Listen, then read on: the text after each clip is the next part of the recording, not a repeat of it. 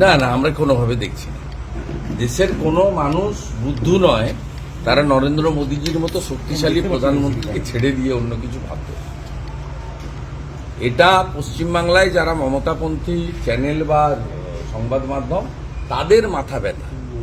তারা মমতা ব্যানার্জিকে প্রধানমন্ত্রী হিসেবে ফুলিয়ে ফাঁপিয়ে গ্যাস খাইয়ে ঢোল বানাতে চায়, কিন্তু বাস্তবের মাটিতে তারা থাকতে চায় না। তৃণমূল যখন গোয়ায় লড়তে গেছিল তখন আপনারা এমন কাণ্ড করছিলেন যেন পশ্চিমবঙ্গে নির্বাচন হচ্ছে।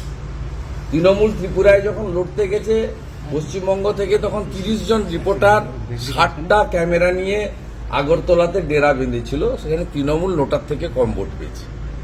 তো এগুলো নিয়ে কেউ ভাবছে না। দেশ ইউক্রেন হোক, গাজা হোক, প্যালেস্টাইন হোক, আফগানিস্তান হোক, কোনো ভারতবর্ষে তেমন মূর্খ লোক নেই যে নরেন্দ্র মোদীজিকে ছেড়ে অন্য কিছু ভাববে, অন্তত লোকসভা নির্বাচন। রোববারের সমাবেশ সে করতেই পারে, সে তো গণতন্ত্রে বিরোধীদের থাকা উচিত। পশ্চিমবঙ্গে যেমন একদলীয় শাসনতন্ত্রে মমতা ব্যানার্জি বিশ্বাস করেন, নরেন্দ্র মোদী এবং বিজেপি সেটা বিশ্বাস করে না। তাই নির্বাচন বহুদলীয় গণতন্ত্রের যে সুযোগ সুবিধা সংবিধান দিয়ে গেছে বাবা সাহেব আম্বেদকর, তাতে বহুদলীয় গণতন্ত্রের নির্বাচন হওয়া উচিত। এবং ওরা যদি একমত হয়ে ইন্ডি জোটের পক্ষ থেকে কোনো একজন প্রধানমন্ত্রী পদপ্রার্থী দেন, তাতেও আমার ব্যক্তিগতভাবে কোনো অসুবিধা আমি দেখছি না। তাতে লোক সঠিক প্রধানমন্ত্রীকেই খুঁজে নিতে লোকের সুবিধা হবে।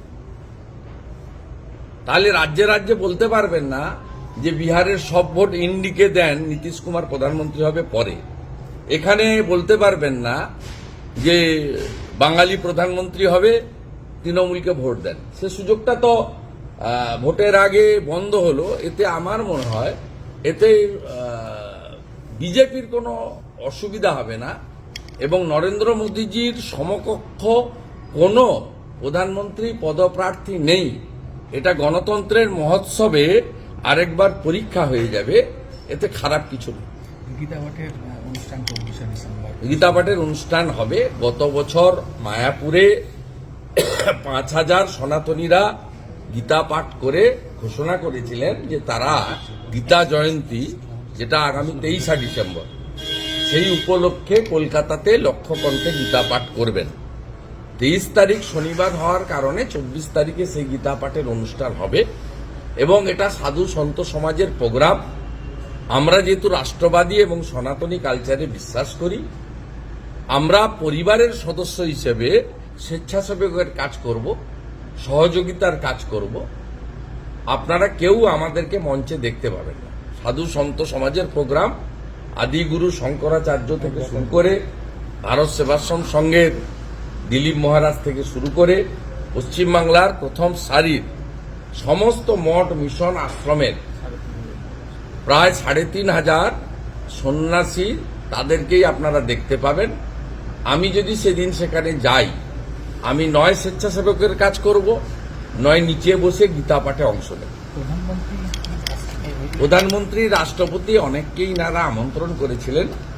প্রধানমন্ত্রী যখন এদের সঙ্গে আলোচনা করে আসার ইচ্ছাও প্রকাশ করেছিলেন এবং আমরাও অনেক জায়গায় বলেছি প্রধানমন্ত্রীকে আমন্ত্রণ করা হয়েছে। প্রধানমন্ত্রীর অত্যন্ত গুরুত্বপূর্ণ একটি বিষয় থাকার জন্য তার অফিস থেকে আজকে সাধু সমাজকেই জানিয়ে দেওয়া হয়েছে। আমরা তাদের কাছ থেকে জেনেছি, আমরা সরাসরি এতে আমি বা সুকান্ত বাবুর আমাদের খুব একটা রোল ছিল না।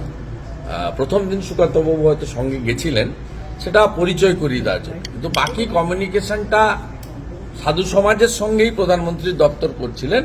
তারা আজকে সকালেই জানিয়েছেন যে প্রধানমন্ত্রীর শুভেচ্ছা আছে, সহযোগিতা থাকবে এবং তিনি চান এই প্রোগ্রাম অত্যন্ত ভালোভাবে হোন এবং তিনি অন্য বিশেষ কাজ থাকার জন্য ওই দিন আসতে পারছেন।